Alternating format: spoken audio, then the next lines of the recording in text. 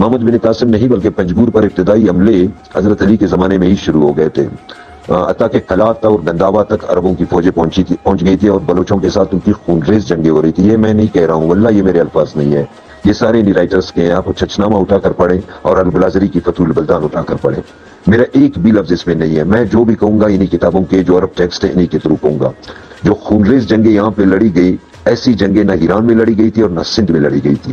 ایک بات ذہن میں رہے بیٹا، اس ساسانی دور جو ساسانی سلطنت تھی، سیسنیٹ امپائر، نوشیروان کی جو سلطنت تھی، جو خسرو پرویز کی سلطنت تھی، وہ اتنی بڑی تھی کہ جیسے تاج برطانیہ کے دور میں برطانیہ کی سلطنت تھی، کہ مصر سے لے کر افریقہ سے لے کر چین کی سردار تک یہ ساسانیوں کی سلطنت تھی۔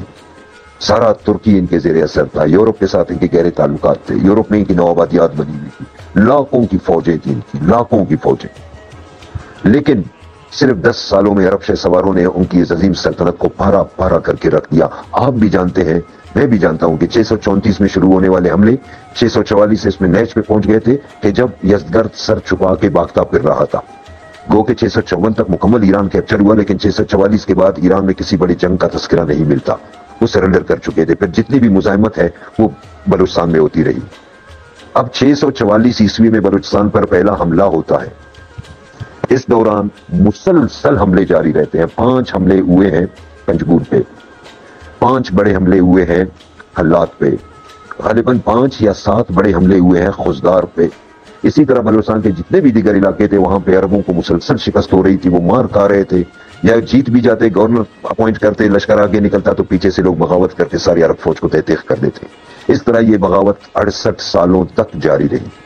آپ جانتے ہیں کہ محمد بن قاسم نے 712 عیسوی میں سندھ پر حملہ کیا۔ اس دوران ایک بھی سندھی بلوچوں کی مدد کو نہیں آیا۔ یہ میں نہیں، تاریخ کے اوراق کہہ رہے ہیں، بلوچوں نے اپنی جنگ خود لڑی تھی، واللہ یہ تاریخ کہہ رہی ہے۔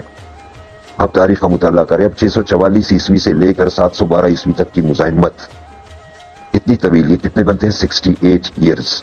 میں نے کہا نا ایران ایک عظیم امپائر تھا، اس کو دوسرے حصے میں ڈال رہا ہوں۔ میں نے کہا ساسانی ایک عظیم سلطنت تھی، جس طرح میں نے اس کا تذکرہ کیا، 10 سال میں وہ کیپچر ہوا۔ اور دوسری طرف سندھ کی جو سلطنت تھی راجہ طاہر کی، وہ بھی ایک عظیم سلطنت تھی، کشمیر تک سلطنت پھیلی ہوئی تھی، یہ سارا جنوبی پنجاب، یہ ملتان سارے اس کے زیر اثر تھے۔ 3 سال میں کیپچر ہوا، 712 سے 713۔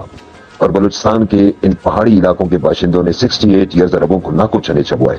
تو یقیناً اس زمانے میں یہاں پہ ایک مستحکم حکومت موجود تھی۔ صرف کلات میں البلازری لکھتا ہے کہ کیکانیوں نے 20,000 کی فوج فراہم کی، دوسری طرف سے عربوں کے ساتھ فقط 4,500 سپاہی تھے۔ ایسی مار پڑی ہے عربوں کو، آج بھی ان کی قبریں آپ کو زیری میں، نچارہ میں اور کلات کے آس پاس نظر آتے ہیں۔ یہ الگ بات ہے، وہ حملاور کی حیثیت سے آئے تھے، جنگ ہوئی تھی۔ اس کو کبھی بھی مذہبی تناظر میں مت دیکھنا، اس کو آپ سیاسی تناظر میں دیکھیں۔ ایک حملاور کو دیکھیں وہ اپنی نوآبادیات کو کہاں بڑھا رہا ہے اور کہاں پہ کس طرح کی مزاحمت ہوتی ہے۔ اسی طرح پنجگور میں 5 حملے ہوئے تو اس لیے ہوئے کہ پنجگور کیپچر نہیں ہو رہا تھا۔ بالآخر عربوں نے دیکھا کہ یہ قبائل ایسے نہیں مانیں گے، انہوں نے اقتدار میں ان کو شراکت دے دی، یعنی محمد بن ہارون النمری کو۔ سب جانتے ہیں نمری ہمارے جدرال قبیلے کا ایک بہت بڑا قبیلہ ہے، مرکزی قبیلہ ہے، نمری بھی اس کو کہتے ہیں۔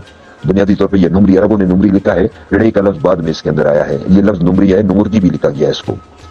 محمد بن قاسم النمری المقرانی، اس کو جب گورنر بنایا گیا تب بلوچستان میں حالات کول ہوئے۔ تب محمد بن قاسم شیراز سے نکلا، پہلے پنجگور آیا، پنجگور سے محمد بن ہارون اور اس کے لشکر کو ساتھ لیا، لسبیلا آیا، لسبیلے میں ایک جنگ ہوئی، سندھیوں نے یہاں پہ ان کے ساتھ مزاحمت کی، وہاں سے لشکر لے کر دیبل سے، لیکن شکست ہو گئی ان کو، اور محمد بن ہارون جو تھا وہ یہیں پہ بیمار ہوا اور بیماری کی حالت میں وہ فوت ہوا۔ تو یہ اس کی پوری داستان ہے۔ اس کے لیے میں نے کہا چچنامہ کو پڑھیں، ابن البلازری کو پڑھیں، ان کے جو کتاب ہے فتح البلدان۔ اسی طرح جو قاضی عطر مبارک پوری، قاضی عطر مبارک پوری کی 3 والیوم میں ہے، ہندوستان عہد خلافت راشدہ میں، ہندوستان عہد بنو امیہ میں، ہندوستان عہد بنو عباس میں۔ اس کی 3 والیوم سے بلوچستان کے حالات پر بھرپور روشنی پڑتی ہے۔ اس کے علاوہ ڈاکٹر عبدالرحمن براوی صاحب کی ایک کتاب ہے بلوچستان میں عربوں کی فتوحات اور ان کی حکومتیں۔